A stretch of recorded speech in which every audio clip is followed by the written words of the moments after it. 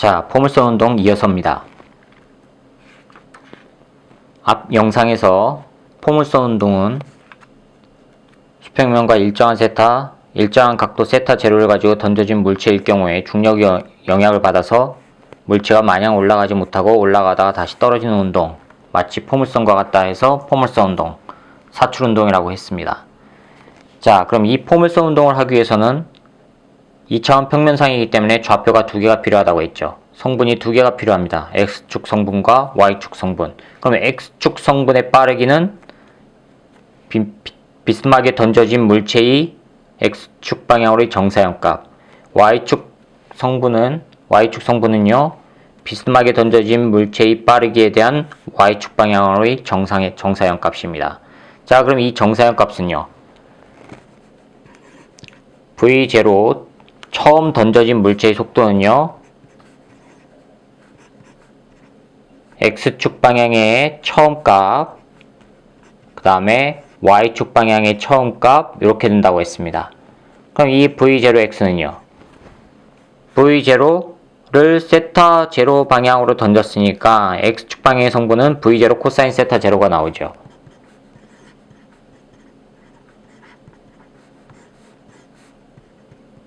그쵸? 자, 그러면 Y축 방향은요, 사인 값이 나오죠. V0 사인 세타 제로 Y축 방향의 단위 벡터 성분입니다. 그렇죠? 자, 이거를 제곱해 보세요. V0 코사인 세타 제로에 이거를 제곱하고 요거 제곱해서 더하면 뭐가 돼요? 요거의 크기가 나오죠. 비탈면의 크기.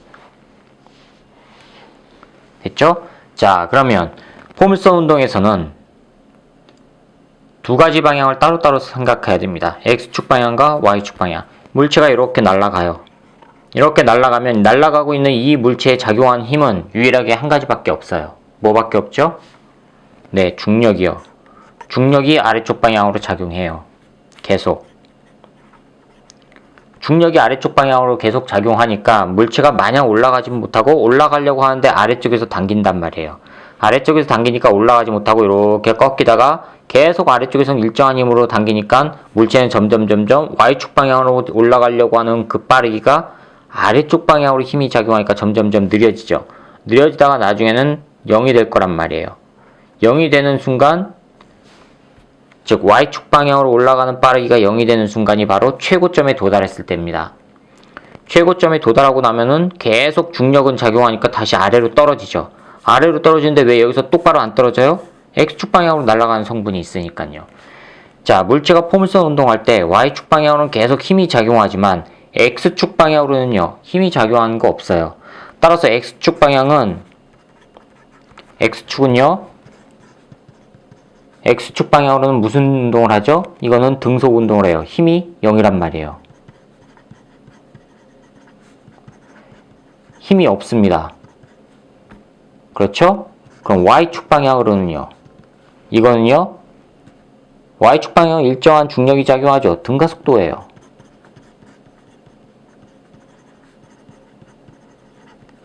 등가속도 운동이 합니다. 힘이 있어요.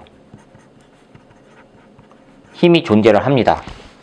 그렇죠? X축 방향은 등속 운동하니까는 X축 방향의 빠르기는 변해요, 안 변해요? 등속이니까 빠르기 일정합니다. 그렇죠? 요 빠르기가 항상 똑같다는 얘기예요. X축 방향의 성분은. 시간이 지나도 항상 요 값으로 X축 방향은 작용한다는 얘기예요. Y축 방향은요, 등가속도니까요, 이거는 빠르기가 변해요.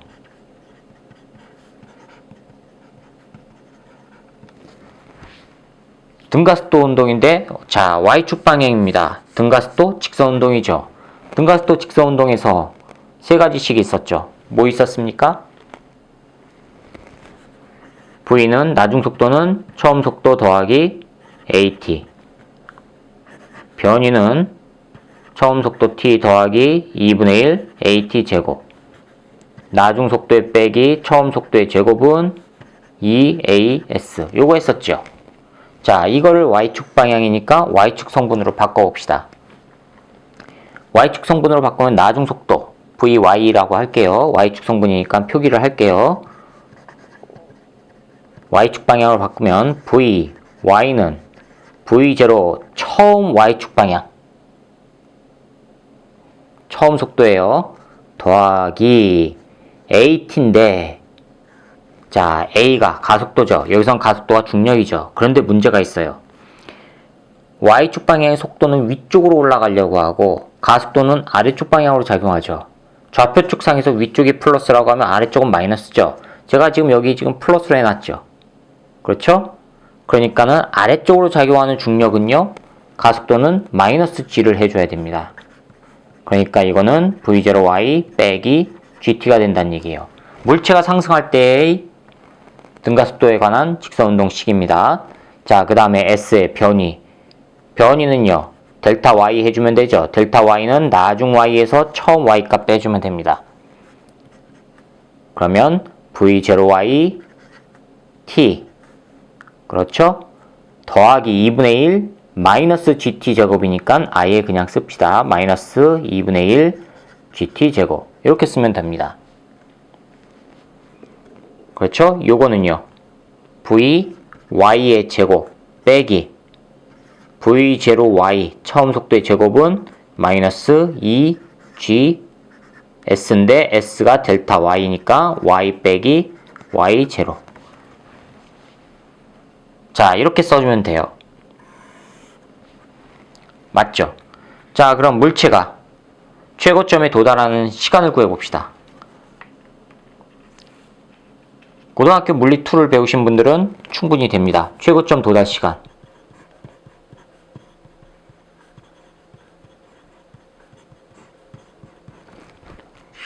자, 물체가 최고점에 도달해요. 어느 순간에 도달하죠? Y축의 나중 Y 속도 성분이 얼마요? VY 속도 성분이 얼마일 때 최대죠? 0이요. 더 이상 위로 안 올라갈 때. 그때가 최고점 도달입니다.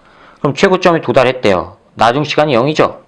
요거 나중값, 나중 시간이 아니라 나중 속도, Y 속도 성분이 0이죠? 요게 0일 때입니다. 그럼 첫 번째 식에서 0은 V0Y 빼기 GT예요. 그렇죠? 자, 그럼 이거는요, 여기서 T는 G분의 V0Y예요. 자, 그런데 이 V0Y가 뭡니까? 요거예요. 요게 지금 V0Y예요. 그걸 써주면 G분의 V0 사인 세타, 그렇죠? 이렇게 된다는 얘기예요. 이게 지금 최고점 도달 시간입니다. 맞죠? 최고점 도달 시간이 이렇게 돼요. 그러면 물체가 다시 지면에 떨어지는 데 걸리는 시간, 지면 도달 시간은요,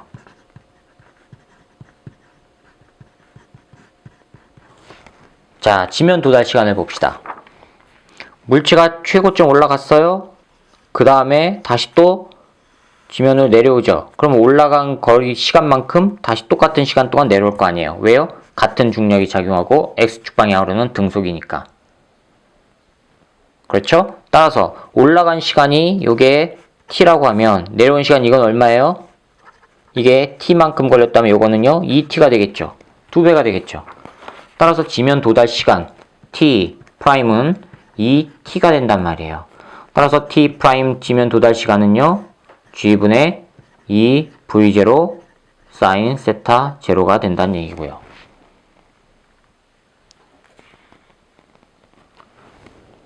자, 됐습니까? 구분이 되시죠?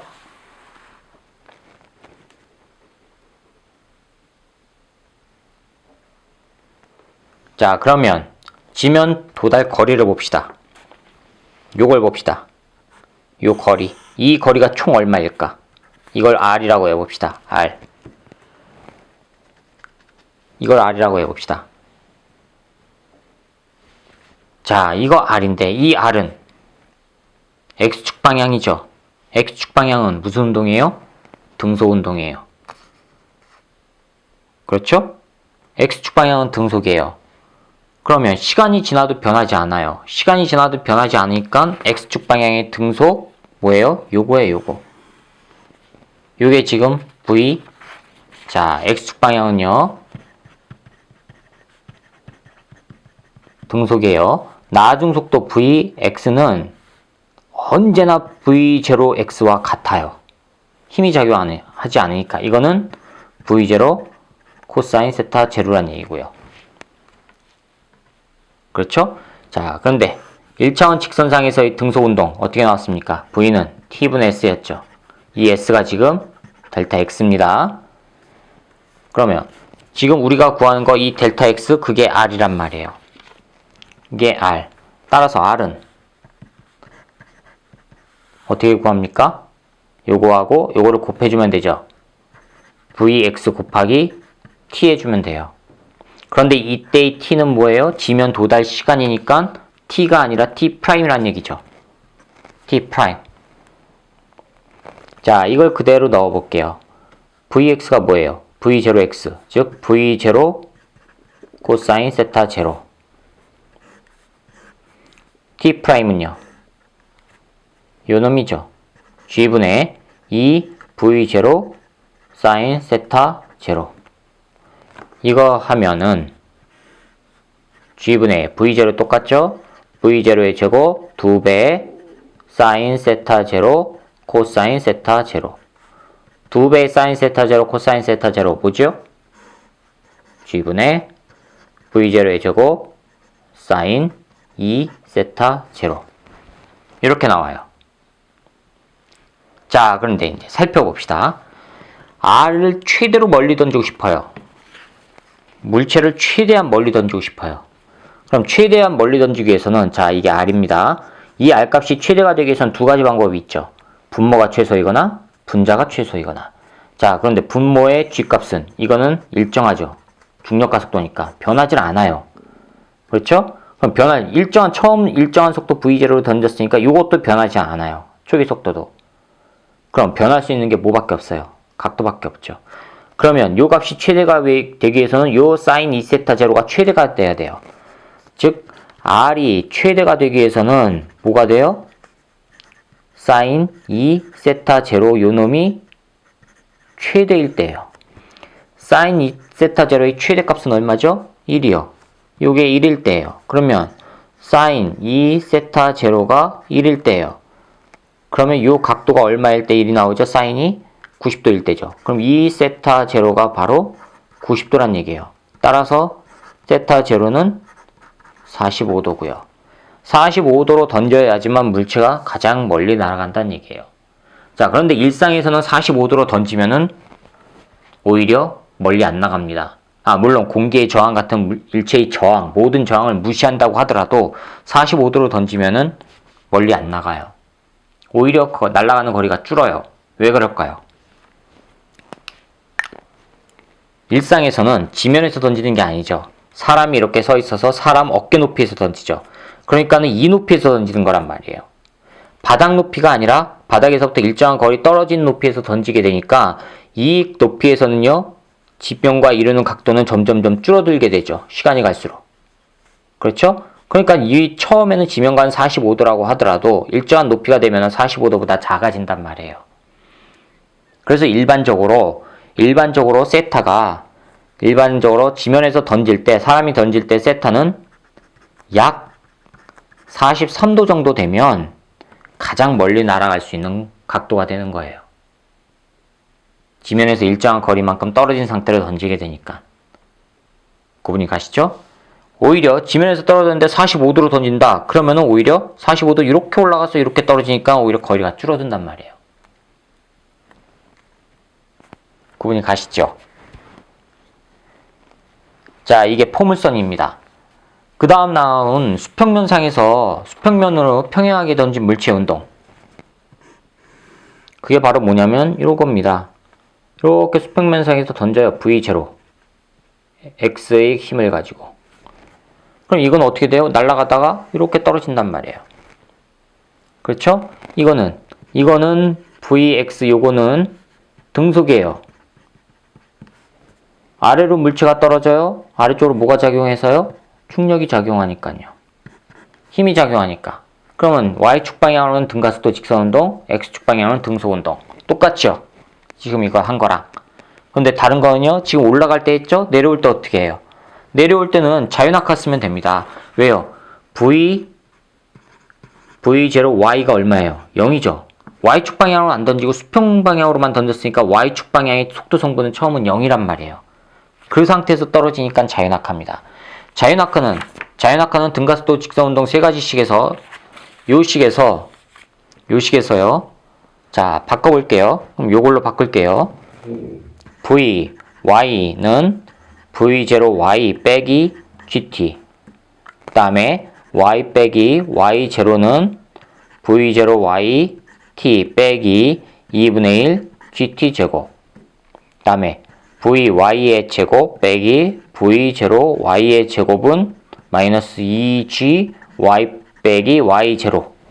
자, 이거예요. 여기에서 자유낙하 처음 속도 Y축 방향은 0이니까 이게 지금 0이란 말이에요. 그럼 자유낙하식이 어떻게 돼요? 따라서 나중 Y값은 떨어질 때의 나중 Y값은요. 마이너스 GT란 얘기예요. 마이너스가 붙은 거는요. Y는 속도 성분 이걸 지금 플러스로 했기 때문에 중력은 마이너스로 작용하는 거라서 마이너스 붙인 겁니다. 방향이 반대라서. 그 다음에 Y 빼기 Y0는 마이너스 2분의 1 GT 제곱이라는 얘기고요. 나중 속도 Y축 방향 나중 속도의 제곱은 마이너스 2G Y 빼기 Y0라는 얘기예요. 그렇죠? 자, 이 Y0는 좌표를 어디로 잡냐에 따라 달라집니다. 좌표를 이렇게 잡아보세요. 여기가 X축, 여기가 Y축, 여기가 원점이라고 쳐보세요. 그럼 원점에서 아래쪽으로 내려가니까 마이너스 나중 Y는 마이너스 값 되죠. 처음은 0이고, 처음에 Y0는 0이지만 요거는 마이너스 값이 되죠. 그럼 마이너스 하니까 플러스가 나오죠? 그래서 시간도 이제 플러스 값으로 계산이 되는 겁니다. 됐죠? 자, 이게 바로 수평면 상에서 던져진 물체의 운동을 나타내는 겁니다. 물론 이거는 Y축 방향이고요. X축은요. 등속입니다. Vx 처음 속도 Vx가 바로 나중 속도 Vx랑 똑같습니다. 등속입니다. 그럼 이것도 마찬가지로 지면 도달 시간 구할 수 있죠.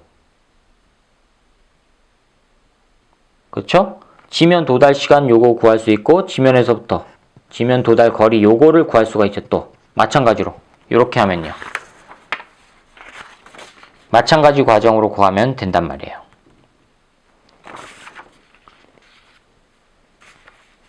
자, 됐죠? 자, 이렇게 해서 포물선 운동을 살펴보았습니다. 다음 영상에서는 등속 원운동을 살펴보도록 하겠습니다. 수고하셨습니다.